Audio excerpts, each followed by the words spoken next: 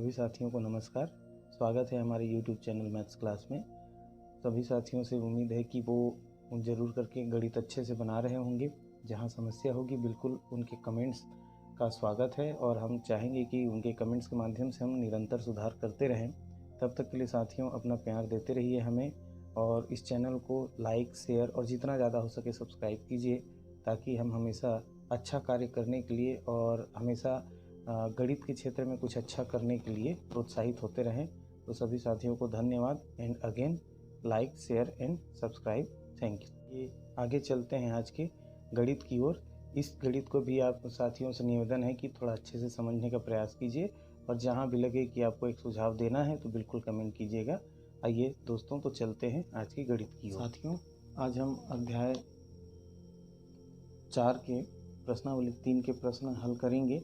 कक्षा 10वीं से हम बाकी प्रश्नों को हल कर चुके हैं। आज हम देखेंगे चौथा प्रश्न। क्या है प्रश्न? किसी समांतर श्रेणी का प्रथम पद 1, अंतिम पद 11 और योग 36 है, तो पदों की संख्या और सार्वंतर ज्ञात कीजिए। प्रश्न एक बार और देखेंगे साथियों। किसी समांतर श्रेणी का, कोई समांतर श्रेणी यहाँ नहीं दिया है, केवल उनके जो मान है वो निकाल के हमको दे दिए गए हैं कि किसी समांतर श्रेणी का प्रथम पद मतलब a का मान 1 है, अंतिम पद मतलब l का मान 11 है, 11 है, और उनके योग मतलब जितने भी पद हैं उन सब का टोटल करेंगे तो कितना आता है? 36 आता है। मतलब a से n का मान दिया गया है, तो पदों की संख्या और सार्वंतर ज्ञात करने के लिए हमको कहा गया है। तो साथियों, इसी से लगभग संबंधित दूसरा और तीसरा प्रश्न हम पहले हल कर चुके हैं पहले के वीडियो में। यदि जिन साथियों ने नहीं देखा हो तो वो जाके देख सकते हैं। लिंक भी आपके डिस्क्रिप्शन में शेयर कर दिया गया है, वहाँ से भी आप जाके देख सकते हैं। तो चलिए साथियों, इस प्रश्न को हम हल करते हैं कि किस प्रकार से हल होगा। तो साथियों, प्रश्नों को मैंने वहाँ पर पढ़ा था, समझा दिया था। अभी वहाँ से जो हमको प्राप्तियाँ मिली हैं उनको हमने यहाँ पर लिखा है कि प्रथम पद वहाँ पर मिला था a = 1 और l = मिल गया था 11, और जो पदों का योग था वो मिला था 36। और हमको क्या ज्ञात करने के लिए कहा गया था? कितने पदों के लिए कहा है, मतलब n का मान हमको निकालने के लिए कहा गया है। तो साथियों, हमारे पास सूत्र आ जाता है SN = n/2 l + a में मान रखने पर। अच्छा, आपने अभी तक इसका यह वाला रूप देखा है, SN = n/2 और 2a + n-1 × d। तो ये प्रचलित रूप है, लेकिन इसके अलावा ये वाला भी समीकरण, ये वाला सूत्र भी इसी का है। चाहे तो आप इसको सॉर्ट आउट कर सकते हैं। देखिए n/2, और जैसे कि इसमें से हम क्या करते हैं, एक a को अलग कर दिया, एक ऐसा कर दिए, 2a था उसको a + a लिख दिए, और n-1 × d। तो साथियों याद करो, इसी अध्याय के प्रश्नावली 4.1 में इस जो मेथड है यहाँ पर जो लिखा हुआ है उसका अपने एक वैल्यू होता है, और उस वैल्यू को या तो हम क्या कहते हैं, tn कहते हैं या फिर l कहते हैं। ठीक है, तो हमारे पास सूत्र इस तरीके से हो जाता है n/2 a + tn या l। तो हमारे लिए यहाँ पर अंतिम पद दिया है, तो हम क्या लिख सकते हैं इसको? a + l।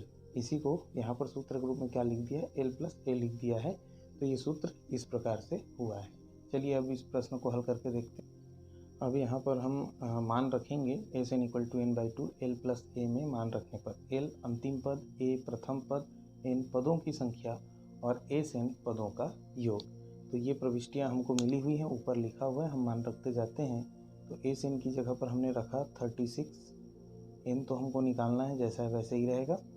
l की जगह पर हमने रखा 11 + a की जगह पर रखा हमने 1।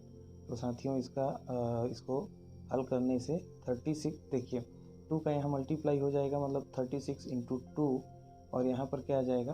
11 + 1 मतलब 12n हमको मिलेगा। इसका मतलब ऐसा है कि n का मान हमको ज्ञात करना है, तो 12 चला जाएगा उस पक्ष में, 36 × 2/12। अब यहाँ पर हो गया 12 × 12, और यहाँ पर 12 का 4 से गुणा, मतलब 4 बार पहाड़ा पढ़ेंगे तो आ जाएगा 36, सॉरी यहाँ पर आ जाएगा 3 बार हम लेंगे साथियों। 12 का हमने 3 बार पहाड़ा पढ़ा, तो यहाँ पर आ गया 12 का पहाड़ा, मतलब बहुत सारे बच्चे नहीं समझ पाते हैं, 12 का टेबल हमको लेना है। तो 12 का टेबल लेंगे, तो 12 का 3 बार हम टेबल पढ़ते हैं तो हमको कितना आ जाता है? 36 आता है, कट गया 3 आया, और 3 का हम क्या करते हैं 2 के साथ मल्टीप्लाई, मतलब n = 3 इंटू 2, इसका मतलब हो गया n का मान 6। मतलब इस पद में, इस श्रेणी में हमको यदि 36 चाहिए तो पदों की संख्या कितनी होगी साथियों? वहाँ पर होगी पदों की संख्या 6। साथ में एक और चीज़ यहाँ पर निकालने के लिए कहा गया है, हमको सर्वांतर निकालने के लिए कहा गया है। अब उसके लिए क्या करेंगे, आगे देखते हैं क्या हल कर सकते हैं। तो साथियों हमको क्या मिल गया, n का मान 6 मिल गया। अब अंतिम पद का सूत्र जो हमारा होता है L equal to a plus n minus 1 into d में हम मान रखेंगे।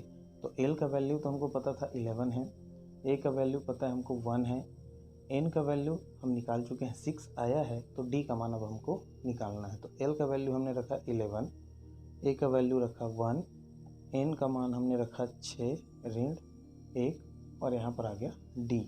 तो देखिए 10 ये जो, चलिए 11 हमने रखा है, ये पक्षांतर होकर इधर आया तो ऋण 1 हो गया, 6 में से 1 गया 5, d हमको मिलेगा। तो इसका मतलब हो जाएगा 10 इक्वल टू 5d, या फिर d का वैल्यू हमको निकालना है तो 10/5 इक्वल टू d। तो 5 एकम 5 और 5 दूने 10, इसका मतलब ये हो गया कि d का वैल्यू आ गया हमारा 2। तो इस प्रकार से साथियों इस प्रश्न के जो दो प्रश्न पूछे गए थे, इस प्रश्न में दो चीज़ें पूछी गई थी। n का मान तो हम निकाल चुके हैं और d का मान हमारा कितना आ गया 2। तो इस प्रकार से यहाँ पर पदों की संख्या 6 हो जाएगी और सर्वांतर हो जाएगी 2। तो उम्मीद है साथियों यह गणित भी आपको पसंद आया होगा। तो बने रहिए हमारे चैनल के साथ, वीडियो के साथ, और शेयर करते रहिए, सब्सक्राइब करते रहिए और अपना प्यार हम तक पहुँचाते रहिए। तब तक के साथियों स्वस्थ रहिए, मस्त रहिए और अपना ख्याल रखिए। आपका दिन शुभ हो। धन्यवाद।